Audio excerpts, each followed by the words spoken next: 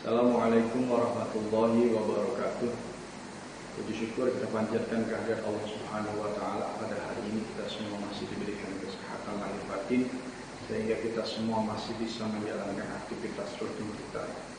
Mudah-mudahan kita semua senantiasa diberikan kesehatan lahir batin sehingga di masa pandemi ini kita semua dapat terus tetap bertahan, dapat terus melaksanakan ibadah, melaksanakan aktivitas seperti biasa.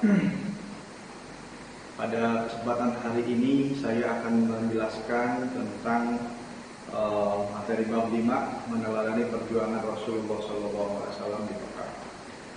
Perlu saya sampaikan pada kesempatan hari ini juga, sebelumnya atau minggu lalu sudah saya berikan video dari mulai kelahiran Nabi Muhammad sampai dengan diangkat menjadi Rasul dan sampai dengan menyebarkan agama Islam. Nah, pada kesempatan ini saya akan menjelaskan atau memberikan penambahan wawasan pengetahuan kepada anda semua mengenai substansi dakwah Rasulullah SAW di Mekah. Saya mulai dari peristiwa ketika Rasul diangkat menjadi Rasul. Menurut beberapa riwayat yang sahih, Nabi Muhammad pertama kali diangkat menjadi Rasul pada malam hari tanggal 17 Ramadan. Ketika itu usianya 40 tahun. Malaikat Jibril datang untuk memberikan wahyu, menyampaikan wahyu. Yang pertama yaitu surat Al-Alaq ayat 1 sampai dengan ayat 5. A'udzubillahi minasyaitonirrajim. Bismillahirrahmanirrahim. Iqra bismi rabbikal ladzi khalaq, khalaqal insana min 'alaq. Iqra wa rabbukal akram, alladzi 'allama bil qalam, 'allamal insana ma lam ya'lam. Itulah wahyu yang pertama kali diterima oleh Nabi Muhammad SAW, dan saat itu pula lah Nabi Muhammad diangkat menjadi Rasul untuk menyebarkan agama Islam. Strategi dakwah Nabi Muhammad dalam menyebarkan agama Islam tentu ada beberapa strategi. Yang pertama, strateginya secara diam-diam.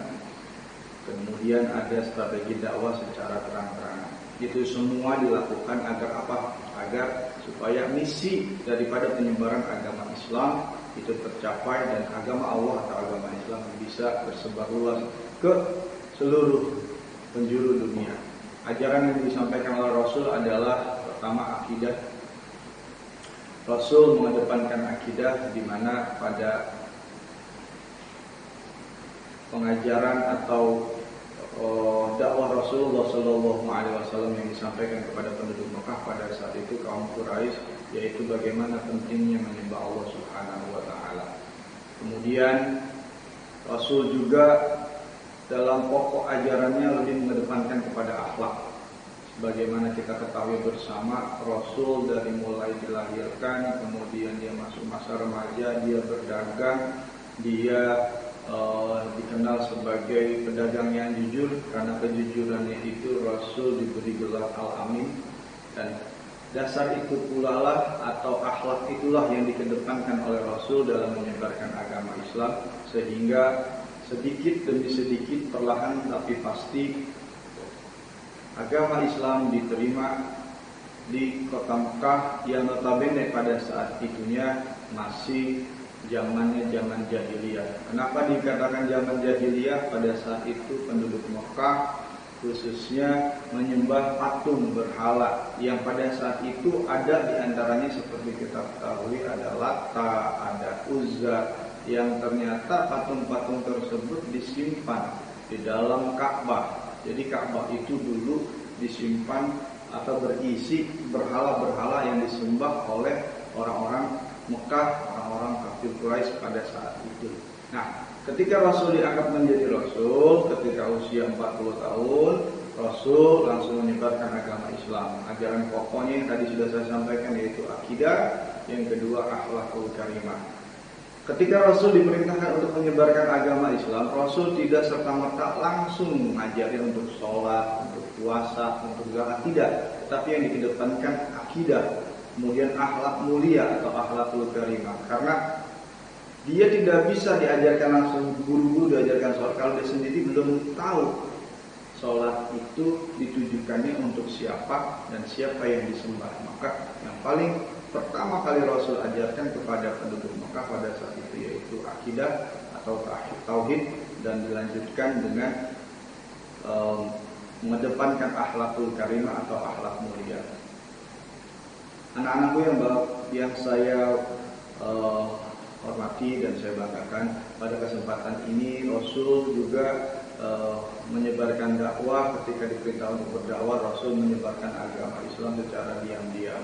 Jadi ketika Rasul setelah menerima wahyu pada tanggal 17 Ramadan di Gua Hiro, Rasul pulang. Rasul besok paginya bercerita, bahkan dalam riwayat disebutkan bahwa ketika Rasul pulang menerima wahyu, Rasul itu badannya menggigil, kedinginan. Karena apa? Karena dia baru pertama kali ketemu dengan siapa makhluk yang namanya Jibril atau malaikat.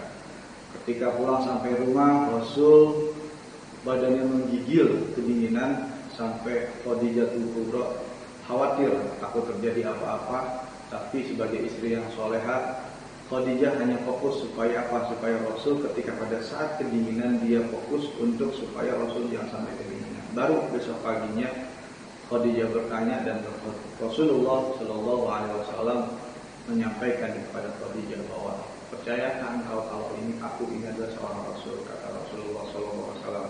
Khadijah sebagai istri yang setia, istri yang solehah, maka pada saat itu pula Rasul mengucapkan 2 kalimat syahadat, dan Rasul dan Khadijah menjadi wanita pertama yang memeluk agama Islam. Terus berjalannya waktu, Rasul berdakwah dari rumah ke rumah. Dari rumah Darul Arqam, kemudian datang ke rumah keluarganya, ada Ali bin Abi Thalib, ada kemudian Zaid bin Harisa, ada kerabatnya, ada sahabatnya yang bernama Abu Bakar As-Siddiq. Didatengin, disampaikan bahwa beliau sudah diangkat menjadi Rasul. Dan alhamdulillah, yang tadi saya sebutkan, orang-orang tersebut tanpa ada sedikit keraguan, mereka langsung menerima agama yang dibawa oleh Rasul, yaitu agama Islam. Dan mereka itulah yang disebut as-sabiqunal awwalun, atau orang-orang yang pertama kali memeluk dan memasuk agama Islam. Kemudian yang terjadi ketika Rasul berdakwah secara diam-diam, reaksi kaum kafir Quraisy tentu tidak bisa begitu saja menerima, atau diibaratkan tidak seperti membalikkan telapak tangan yang ketika Rasul berdakwah, walaupun dengan mengedepankan akhlak, keluarga, kerabat, sahabat belum tentu langsung menerima. Karena apa? Karena mereka sudah terbiasa dengan agama nenek moyang mereka yang biasa menyembah berhala, yang berhalanya itu dibikin oleh mereka, ada yang dibikin dari roti, ada yang dibikin dari batu dan disimpan dan kemudian dia sembah. Nah, Rasul berdakwah secara diam-diam supaya apa? Supaya tidak menyinggung, agar tidak terjadi konflik. Rasul menyebarkan agama Islam secara diam-diam dari rumah ke rumah, dari rumah ke rumah, terus dilakukan. Dan reaksi kaum kafir Quraisy ketika mengetahui bahwa Nabi Muhammad adalah seorang Rasul, apa? Ternyata reaksinya tidak semuanya menerima. Ada yang mengatakan Rasul itu pembohong, Rasul itu sebagai tukang tipu, mengaku-ngaku sebagai Nabi, membawa agama baru. Nah, banyak reaksi-reaksi kaum kafir Quraisy yang secara nalar tidak bisa kita terima dengan akal sehat. Contohnya apa? Ketika beliau dalam hal ini keluarga tidak mau menerima agama yang dibawa oleh Rasulullah, berbagai upaya mereka lakukan. Mereka mulai mengajak berdialog dengan mengiming-imingi berbagai bantuan hingga kekerasan yang dilakukan kepada Rasul dan para sahabat serta para pengikutnya yang sudah memeluk agama Islam sebelumnya. Puncak dari kejengkelan mereka, orang-orang atau kaum Quraisy yang tidak mau menerima agama yang dibawa Rasul atau agama Islam, mereka melakukan hal-hal yang kalau bahasa sekarangnya itu sampai masuk tindak pidana. Ada yang penyiksaan, ada yang pemboikotan ekonomi, politik, dan banyak. perlakuan atau reaksi kaum kafir Quraisy dalam menghalangi agama yang disebarkan oleh Rasulullah SAW.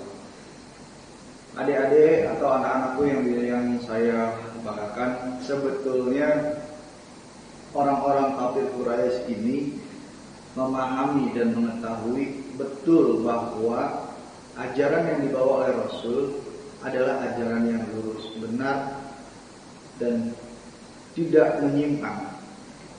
Namun kenapa mereka nggak mau menerima? Ini masih sambungan dengan reaksi kaum Quraisy yang tidak mau menerima agama yang dibawa oleh Muhammad.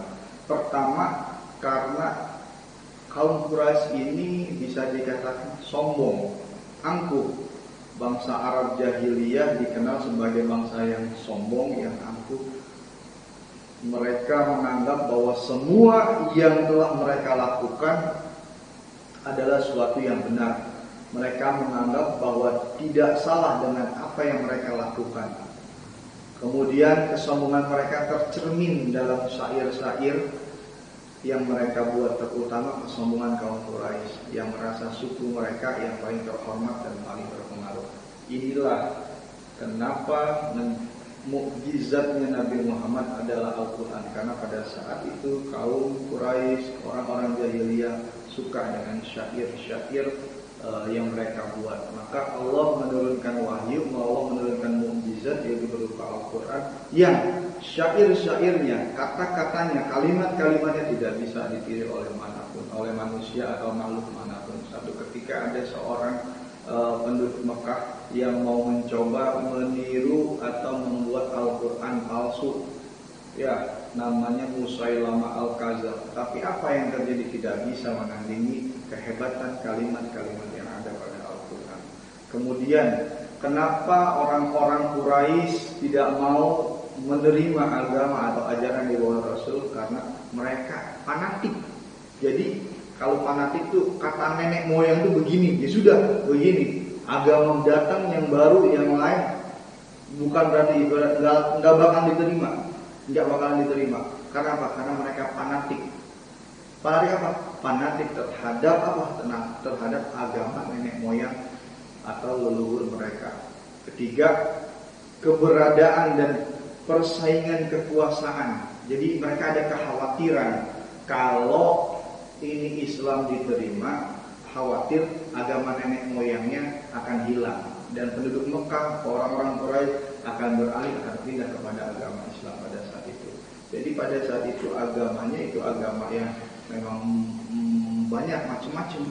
Jadi tidak bisa disebutkan spesifik, tidak bisa disebutkan juga Yahudi, tidak, karena memang agama atau penduduk Mekah pada saat itu dia fokus hanya menyembah berhala sesuai dengan keinginan dia dan semaunya dia. Kalau emang dia pengen berdoa ya berdoa, kalau emang pengen dia bikin patung ya bikin patung, gitu. Yang kemudian itulah beberapa reaksi kaum kafir Quraisy yang tidak mau menerima keberadaan atau ajaran yang dibawa oleh Rasulullah SAW. Dan ketika Rasul gencar berdakwah secara diam-diam, banyak sahabat-sahabat, keluarga-keluarga yang apa? Yang mau mengikut agama Rasul, agama Islam.